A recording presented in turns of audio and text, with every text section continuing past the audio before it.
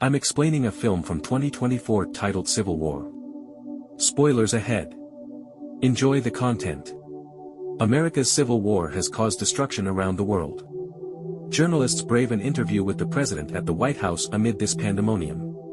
He says they are almost there in the press conference that starts the film. All throughout America, a world war has broken out as a result of his stupid action. He is happy to share the good news, explaining with pride that this win has never occurred before in history. Legendary white female reporter Lee, the primary character, is disgustedly seeing his press conference. During this period of civil conflict, there is widespread destruction and slaughter. In the car, Lee is moving ahead with a South American-born reporter named Joel. They are going to the protest where citizens are protesting against the government. However, the cops are not allowing them and are hitting them severely in an act of aggression. Meanwhile, Lee is occupied with taking images of this injustice. She is not alone in this place, there are several other journalists present, and the newest talent is also risking her life to take images. Sadly, she was struck by someone, and Lee has to pull Jessie out of this ordeal. She is taken aback by Lee's appearance since it represents her ideal self. Lee bowed the girl down as soon as she understood things was about to go wrong. Just as she had predicted, there was an explosion, and the aftermath was evident. Dead victims were scattered across the floor. She regains control of the camera by remembering her role and starts taking breathtaking pictures. Besides, Jessie is busy catching her breath and also takes photos of her idealizing figure, who is none other than Lee. Later, Lee, Joel, and Sammy, an older African-American journalist who writes for what's left of the New York Times, are talking. Unexpectedly, Lee has stopped uploading a video and the internet is gone. They are relocating to Washington, D.C., she tells Sammy, so they can do presidential interviews there. He is shocked to hear this since they are really endangering their life. They can shoot them by keeping an eye on the press, and the president will find it difficult to take this news. Joel ignores him and persuades him to join them, saying that this will be a fantastic chance as opposed to writing for the newspaper. Lee, who is angry off with Sammy's pathetic justifications, rushes ahead to her room so she may upload the video. On the way, she encounters Jessie, who reveals how big a fan she is of her. She is glad to listen and prefers to leave because she has nothing to say to teenagers, but she has no idea in the future she has many things to say to her. Lee's thoughts are briefly unsettled by the sight of innocent people's dead faces when she is having a bath. When they get to Washington, D.C. the next day, they are prepared to go, but she is startled to discover Jessie in the vehicle. Since Jessie is underage, she attempts to persuade Joel not to bring her along. Joel wants to give her a chance since he hasn't noticed her age but rather her desire, which is comparable to Lee's. Lee gets in the car as she knows Joel won't listen to her. As soon as the trip begins, Joel and Sammy strike up a dialogue in which Joel is posing as the president and Sammy is posing as Joel, raising suspicions. In no time, they look at the miserable condition of the cars and can imagine the condition of the pure souls who are the owners of these cars. On the way, they stop the car to fill up the fuel for the emergency situation. Owners of petrol pumps are also prepared for the alert. Before they take notice of them, they explain their purpose for having gas. Quite the contrary, they won't back them until Lee gives them a large sum. At that moment, Jessie exits the vehicle, sensing something, and walks over to confirm it. She is accompanied by a male as well, and she is shocked to discover two guys dangling in midair, their features deformed by severe beatings. Beside her is the one who put them in this pitiful state, and he has no regrets about it. Lee responds that she wants to take his photo and invites the man to stand alongside these people who are seriously hurt. Conversely, Jessie is terrified to the point of death, but Lee has rescued her without causing any harm. In the car, when she regains her senses, she regrets not saving them. Joel reveals she can't save them because their destiny is only death. Also, Lee shares an important tip not to interfere in other people's business by asking more and more questions. Because she doesn't want to bring that girl along, Lee has been too critical of her in this instance. Because Lee is making the appropriate statement, she therefore begins to cry. The carnage and the victims scattered over the streets and buildings are visible to them through the window. Lee instructs the girl to exit the vehicle and snap photographs of the downed chopper in the interim. Her conduct has changed, and she is making an effort to treat her politely. Lee also says Jessie might get shot or detonate throughout this adventure.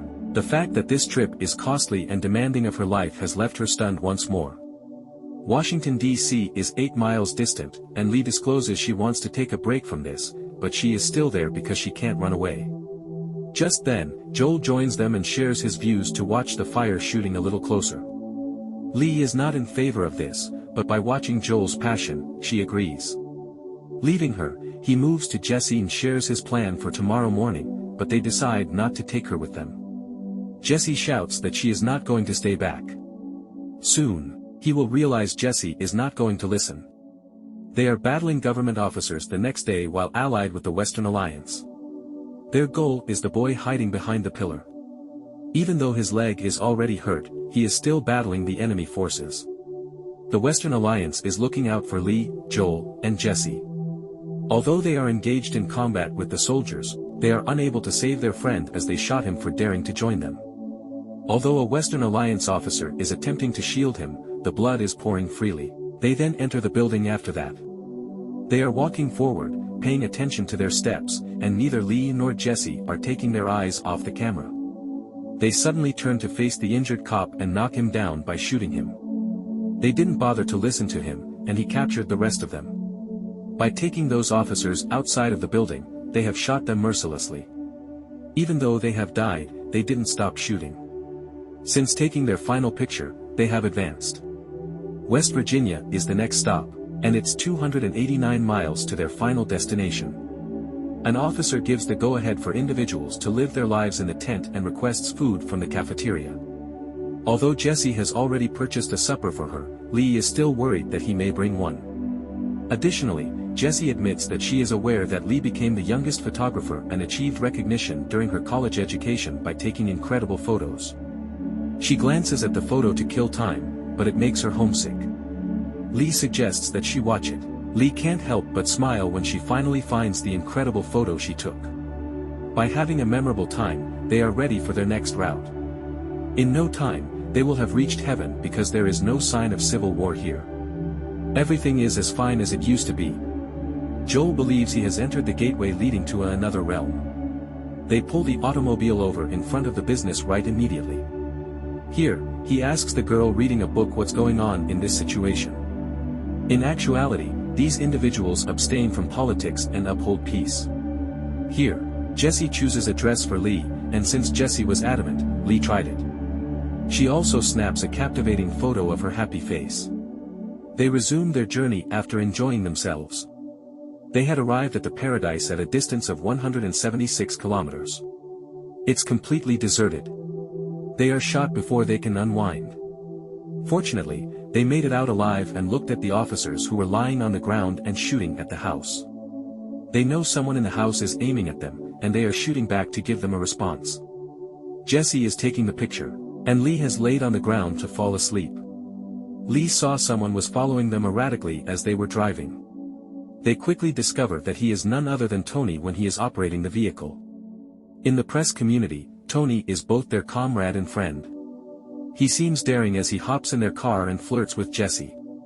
Jessie wants to jump in their car and give it a shot as well. Jessie is nowhere to be seen, and Tony has stolen the automobile away from them. Jessie has become too close to Lee, and this worries her. Lee is watching the automobile at that moment, but it's empty, and the doors are open as if they haven't had a chance to close. They chase them and discover, in secret, that federal agents have apprehended them. Also, they have killed many people and buried them. Lee can't see Jessie die like this, so she decided to move ahead. Sammy forbids them because they can kill them without showing mercy. Lee ignores them, and Tony and Joel are also with her. They interrupt, identifying themselves as Americans, before brutal cops execute them. Officers continue to display haughtiness and murder the individual who was apprehended beside Jessie. The police focus has shifted to Tony while they watch this, since his health has gotten worse. Though unable to talk, he asked a lot of questions. Without wasting any time, he shoots him once he admits he is not American. They have begun yelling as they watch this. Joel and Jessie began yelling so loudly that they lost all sense. By crushing the cop beneath the tires, Sammy enters the scene heroically before firing a shot at Joel. Additionally, Jessie has experienced panic episodes due to falling near dead bodies. Pulling her outside, they get inside the car and rush from here. Behind the car, officers are shooting, but they have escaped by going so far. Joel is acting irrationally, while Jessie has puked after seeing the killings. Sammy also discloses that he is injured and cannot drive. Joel is driving at the moment, and they have switched seats. As he draws his final breath, Sammy will have passed away and left his pals behind. They are safe when they finally get to the Western Alliance camp, but it is of little use since they have lost 3 of their friends. Joel becomes irate because Sammy gave his life for them and they receive no sympathy from the Western Alliance officials when they try to offer their condolences. There are many tankers, cars, and helicopters because they are planning to attack the White House to capture the president. Later, Lee visits Jessie, who has turned quiet because she has never seen death up close. Lee is likewise concerned about losing the witty and inspirational guy. Lee is observing the automobiles as a chopper takes off. She is washing this blood-stained automobile. Forces from the Western Alliance invade Washington, D.C., at night. The force is defending Lee and her group, who are also with her. Lee has lost all reason, but Jessie is still involved and shooting the photos. To clear the way, explosions and gunfire are heard. In addition to shielding themselves against fire and other deadly weapons, humans are dying like nothing. At that moment, a Western Alliance helicopter arrives and destroys the enemies. Even they need to move to many places to save their lives and click pictures. Just then, Lee is feeling terrible and Jessie is risking her life by taking the pictures. After the bomb blast, one of the soldiers informs them that they have no intention of capturing the president. Instead, they have decided to eliminate him on the spot. 2 automobiles appear out of nowhere from the White House and attempt to drive away, but are stopped by the troops. After being apprehended, they begin firing until they exit the vehicle. After they escape, they kill them without thinking twice. Lee takes Jessie and Joel to break into the White House at the same time as she realizes the president is still inside. They have been pursued by officers as well, and presidential guards are preventing them from going farther. As firefighting breaks out, Lee has come to her senses and has taken the pictures. The president's secretary attempts to calm them down as they go, but they are adamant about seeing the president. When she refuses, they shoot her and she falls to the ground. They move ahead by facing their enemies. Lee and Jessie are following their passion by taking risks in their lives. Lee protects Jessie by hurling her to the ground when she dares to leave the shelter in order to capture the photo. She has taken a bullet in this instance for Jessie, and Jessie is recording her final moments. She is now paralyzed and afraid to move after this. The president has been located and is currently hiding beneath the table. Joel prevents them from shooting him after they had dragged him. Furthermore, he moves aside since he doesn't think the president is significant enough to ask questions about, and the cops murder the president while Jessie was snapping a photo. Thanks for watching.